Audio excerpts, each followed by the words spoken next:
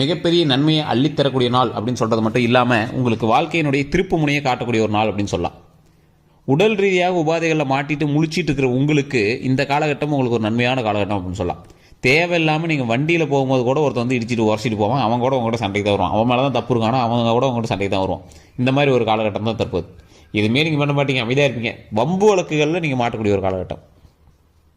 எவனோ பண்ண தப்புக்கெல்லாம் நீங்கள் போய் ஆஜராகிட்டு இருப்பீங்க. எவனோ ஒருத்தர் நான் கடன் வாங்கிக்கிறமா நீங்கள் போய் ஜாமீனுக்கு நிற்பீங்க.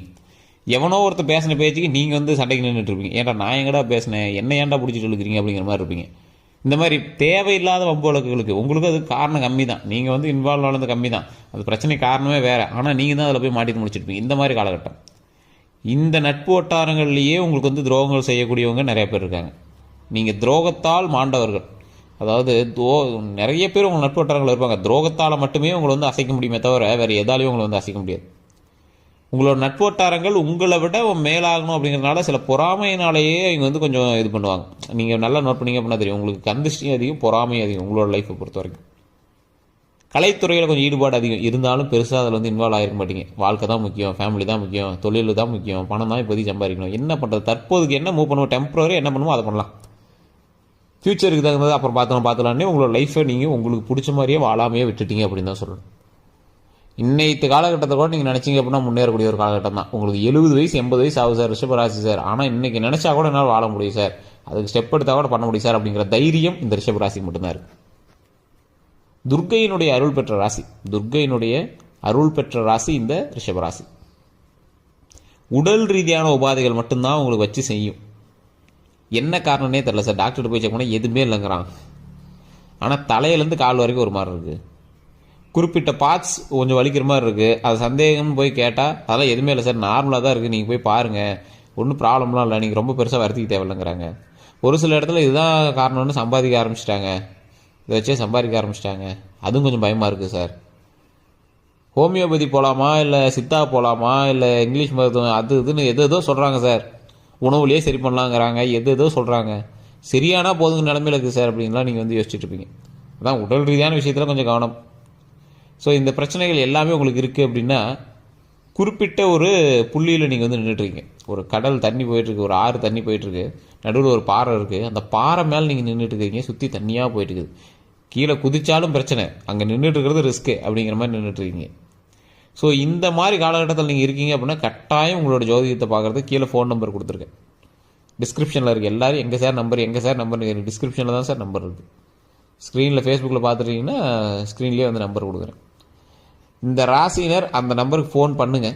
உங்களுடைய தசாபுத்தி ஃபஸ்ட்டு தெரிஞ்சுக்கோங்க. ஃபோன் பண்ணும்போது உங்களுக்கு என்னென்ன விஷயம் தேவை அப்படிங்கிறது முன்னாடி சொல்லி எல்லாருமே ஃபோன் பண்ணி ஜாதகத்தை சொல்லுங்கள், ஜாதகம் பார்த்து தெரியல அது இதுன்னு சொல்கிறீங்களே தவிர கொஞ்சம் கிளியராக தெரிஞ்சுக்கோங்க. பிறந்த தேதி, பிறந்த நேரம், பிறந்த ஊர் 3 தான் இருக்குது அப்படின்னா போதும், அது 3 தான் தேவை.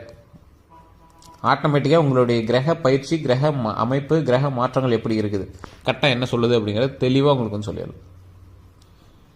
இந்த வாய்ப்பு உங்களுக்கு ஒரு தடவை தான் சொல்ல முடியும். இந்த வெற்றிக்கான வாய்ப்பு உங்களுக்கு ஒரு தடவை தான். நாம் அடிக்கடி நீங்கள் எப்போ ஃபோன் பண்ணாலும் பிஸியாக இருந்துச்சு அப்படின்னா உங்களுக்கு வந்து காலில் எடுக்க மாட்டாங்க, மற்றபடி எப்போ ஃபோன் பண்ணாலும் ரிப்ளை பண்ணுவாங்க. நாம் அடிக்கடி ஜோதிடம் சொல்லிகிட்டே தான் இருப்போம். இந்த வெற்றிக்கான வாய்ப்பு உங்களுக்கு ஒன் டைம் தான். இப்போ அந்த ஆற்றுக்கிட்ட ஒரு கல் நின்றுட்டுருக்கீங்கன்னு சொன்ன பார்த்தீங்களா, இப்போ குறிப்பிட்ட ஒரு படகு வரும், அந்த படகுல இன்றைக்கி ஏறுறதும் அதை நீங்கள் பார்த்து பயந்து ஓடுறதும் உங்கள் கையில் தான் இருக்குது. ஸோ அதுக்கு தான் நீங்கள் சொல்கிறேன், இந்த தசாபுத்தியை பொறுத்த வரைக்கும் உங்களுக்கு ஒரு வாய்ப்பு இருக்குது. அந்த வாய்ப்பு எதை நோக்கி இருக்குது, உடல் ஆரோக்கியத்தில் உங்களுக்கு கண்டிப்பாக கவனம் தேவை. தேவையில்லாத மருத்துவ செலவுகள் 2 வருடத்தில் நீங்கள் எக்கச்சக்கமாக பண்ணியிருந்துருக்கணும். இல்லை சார் 2 வருடம் இல்லை, இன்னும் பெரிய வருஷம், நிறையா வருஷம் பண்ணியிருக்கோம் அப்படின்லாம் சொன்னீங்கன்னா அது உங்களுடைய தசாபுத்தியினுடைய கணக்கு வழக்குகளை பார்த்து. அதே மாதிரி உங்கள் கூட இருக்கிறவங்களுடைய ஜாதகத்தை பார்க்கணும். நிறைய பேர் பெரியவங்க ஒருத்தர் இருக்காங்க அப்படின்னா ஒரு 40 வயசு 30 வயசு ஆள் இருக்காங்கன்னா அவர் ஜாதகம் மட்டும் தான் பார்க்குறீங்க. அவங்களோட குழந்தையினுடைய ஜாதகத்தை பார்க்கணும் சார். 2ம் எப்படி வேலை செய்தோ அதை பொறுத்து உங்களோட லைஃப் வந்து முன்னேறும். நிறைய பேருக்கு தெரியறதில்ல. தொழிலையும் சரி, உங்களுடைய வாழ்க்கையிலையும் சரி, உடல் ஆரோக்கியத்திலும் சரி, இதுக்கு எல்லாத்துக்குமே உங்களோட ஜாதகம் மட்டும் செட் ஆகாது, உங்களோட சுற்றி இருக்கிற ஜாதகம் செட் ஆகும். தொழிலில் நீங்கள் மட்டும்தான் இருக்கீங்க, திருமணமே ஆகாத ஒரு ஆள் இருக்காங்க, தொழில் ஏன் சார் செட் ஆகலை அப்படின்னு கேட்டால் பார்ட்னர் இருக்காங்களான்னு ஃபஸ்ட்டு பாருங்கள் சார். உங்களோட ஜாதகம் நல்லா இருக்குது, ஆனால் உங்களோட பார்ட்னரோட ஜாதகம் கொஞ்சம் நல்லா இருக்குது அப்படின்னா 2ம் சேர்ந்து தான் செயல்படும். அதனால் 2 பேரோட ஜாதகம் நல்லா இருக்கிற மாதிரி தான் வந்து செட் பண்ணும். அதே மாதிரி திருமண வாழ்க்கையில் கூட பார்ப்பாங்க, ஒரே மாதிரி ஜாதகத்தை கல்யாணம் பண்ண மாட்டாங்க. காரணம் என்ன அப்படின்னா, ஒருத்தருக்கு டவுனாக இருக்கும்போது ஒருத்தருக்கு மேலே தூக்கி விடணும். ஸோ அந்த மாதிரி ஜாதகத்தை வந்து திருமணத்துக்கு ரெடி பண்ணி விடுவாங்க. ரெண்டும் ஒரே மாதிரி இருந்துச்சுன்னா ரெண்டு தள்ளக்கூடாது இல்லை, அதனால தான் வந்து அதுக்கு தகுந்த மாதிரி செட் பண்ணி விடுவாங்க. இது நிறைய பேருக்கு தெரியறதில்ல. வாழ்க்கையில் முன்னேறுவதற்கு முன்னேற்றத்தை நோக்கியே நீங்கள் பிரயாணிக்கிறீர்கள் என்றால் அந்த பிரயாணமும் வந்து வெற்றியை நோக்கி உங்களை வந்து மூவ் பண்ணும். அந்த வெற்றி எதை நோக்கி உங்களை தள்ள போகுது அப்படின்னா, நீங்கள் எதிர்பாராத அளவுக்கு சக்ஸஸை நோக்கி தள்ள போகுது. உங்களோட கனவுல கூட அந்த அளவுக்கு வெற்றி நீங்கள் எதிர்பார்த்துக்க மாட்டீங்க. சரி, என்ன சார் ஸ்டார்டிங்கில் பயப்படுத்துறீங்க, இப்போ நல்லதாக சொல்கிறீங்க, எதுதான் உண்மை கொஞ்சம் கிளியராக சொல்லுங்கள் அப்படின்னா, உடல் ஆரோக்கியத்தில் கவனம் தேவை. தொழிலையோ அல்லது நீங்கள் அச்சீவ் பண்ணணுன்னு ஒரு விஷயம் ஒன்று இருக்கும் பார்த்தீங்களா, அதில் வெற்றி வாய்ப்புகள் அதிகம். அந்த வெற்றி வாய்ப்புகள் ரொம்ப ரொம்ப ரொம்ப ரொம்ப ரொம்ப அதிகம். அந்த வெற்றி வாய்ப்புகளுக்காக இப்போ நீங்கள் ஸ்டெப் எடுக்கிறீங்க அப்படின்னா மிகப்பெரிய ஒரு சக்ஸஸ் நோக்கி நீங்கள் பிரயாணிக்கிறீங்கன்னு அர்த்தம். தடைகள் இருக்கத்தான் செய்யும் சார், ஏற்கனவே அதுக்குலாம் ஸ்டெப் எடுத்து சார், நிறைய தடைகள் இருக்கத்தான் செய்யும்.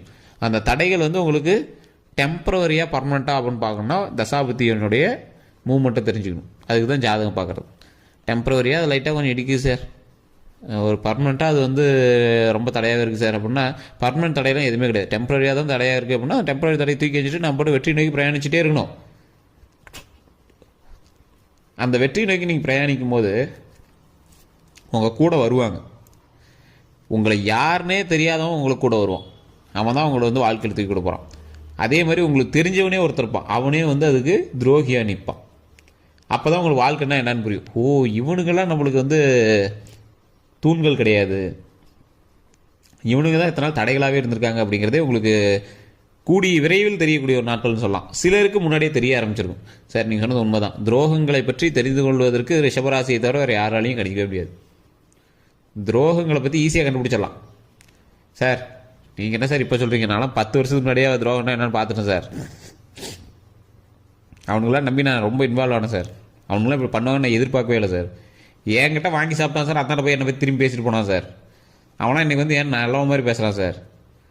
அதே மாதிரி ஏன்ட்ட வாங்கிட்டு போனவன் அவன் இன்றைக்கி சேரில் உட்காந்து பேசுகிறான், நான் நின்றுட்டு பேசுகிற மாதிரி இருக்குது சார். என்ன பண்ணுறதுனே தெரியல சார். மறுபடியும் நான் சேரில் உட்காந்து பேசணும், அவன் நின்றுட்டு கேட்கணும் சார். அந்த மாதிரி நீங்கள் இருப்பீங்க.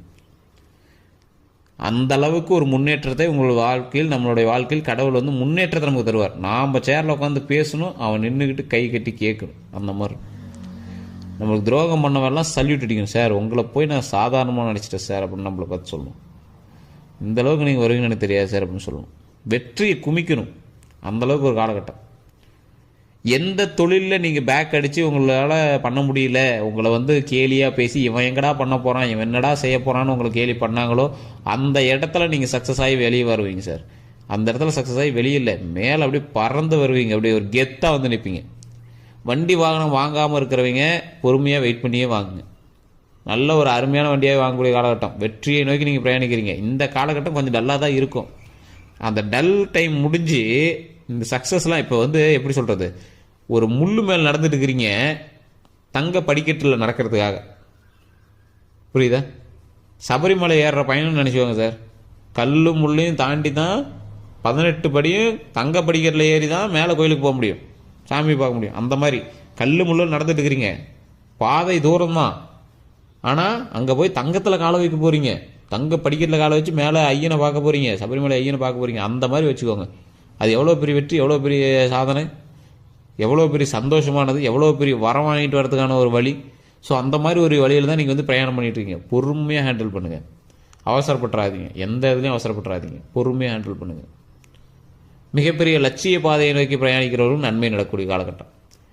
தோல் சம்மந்தப்பட்ட வியாதிகளில் கொஞ்சம் கவனமாக இருங்க. ரத்த ஓட்டம், இந்த நரம்பு, இந்த மாதிரி சம்மந்தத்தில் கொஞ்சம் ஜாக்கிரதையாக இருங்க. வெரிகோசில்னு சொல்லுவாங்க கால் சம்மந்தப்பட்ட விஷயத்தில், அந்த இடத்துலலாம் கொஞ்சம் கவனமாக இருந்துக்கணும். முன்னாடியே சொன்னதான், துரோகங்கள்கிட்ட கொஞ்சம் கவனமாக இருக்கும். நண்பர்கள் வட்டாரத்திலே நீங்கள் ரொம்ப கவனமாக இருக்கும். தேவையில்லாத சேர்க்கை வேண்டவே வேண்டாம். தேவையில்லாத மது பழக்கத்துக்கு கூப்பிடுவாங்க, குடிக்கிறதுக்கு கூப்பிடுவாங்க, ஏதோ ஒரு விஷயத்துக்கு கூப்பிட்றாங்கன்னா அந்த இது வேண்டவே வேண்டாம். அதான் உங்களுக்கு வளர்ச்சியை நோக்கி நீங்கள் போகும்போது உங்களை டைவெர்ட் பண்ணுறதுக்கு யாரோ ஒருத்தர் போகிறான். ஒரு படகு வருது, இந்த பக்கம் திமிங்கலம் வருது. படகை நம்பி போவீங்களா, திமிங்கலத்தை நம்பி போவீங்களா? ஸோ கொஞ்சம் பொறுமையாகவே ஹேண்டில் பண்ணுங்கள். எந்த விஷயம் செய்தாலும் தற்போது பொறுமை தான் உங்களுக்கு முக்கியம். ஏன்னா இப்போ நீங்கள் வந்து கல் முள்ளு நடந்துட்டு இருக்கீங்க, பக்கத்தில் சிங்கம் வரும், எது வேணாலும் வரும். அப்போ பொறுமையாக தான், காலுக்கும் பத்திரமா இருக்கணும், உடம்புக்கும் பத்திரமா தான் நீங்கள் போய் ஹேண்டில் பண்ணி ஆகணும். தேவையில்லாம் பதட்டப்பட்டுட்டு போனீங்க அப்படின்னா லாக் ஆயிடுவீங்க. ஸோ பொறுமையாக ஹேண்டில் பண்ணி போங்க. தங்க படிக்கட்டுக்கான வாயில்கள் இன்னும் கொஞ்சம் தூரம் தான் இருக்குது. அப்படியே நீங்கள் நடந்து போனீங்க அப்படின்னா ஆட்டோமேட்டிக்காக தங்க படிக்கட்டில் ஏறி மிகப்பெரிய ஒரு வெற்றியான இறைவனை பிரார்த்திக்கக்கூடிய ஒரு அருமையான காலகட்டமாக அமைய போகுது. மிகப்பெரிய நன்மை கிடைக்கிறதுக்கான காலகட்டமாக அமைய போகுது. ஆனால் தற்போதைய நிலைமையில் கொஞ்சம் டைம் எடுத்து தான் போகணும். அதுக்கு தான் தனிப்படையான ஜோதிடம் பாருங்கள். எத்தனை நாட்கள் உங்களுக்கு தசாபுத்திகள் அமையுது, எத்தனை நாட்கள் அந்த தசாபுத்தியின் பால் உங்களுக்கு நன்மைகள் நடக்குது அப்படிங்கிறது தெரிஞ்சுக்கலாம். வேறு எந்த சந்தேகமாக இருந்தாலும் கீழே ஃபோன் நம்பர் இருக்குது. பிறந்த தேதி, பிறந்த நேரம், பிறந்த ஊர் மட்டும் கால்குலேட் பண்ணிவிட்டு தெளிவாக எடுத்துக்கிட்டு ஃபோன் பண்ணுங்கள். வேறு எந்த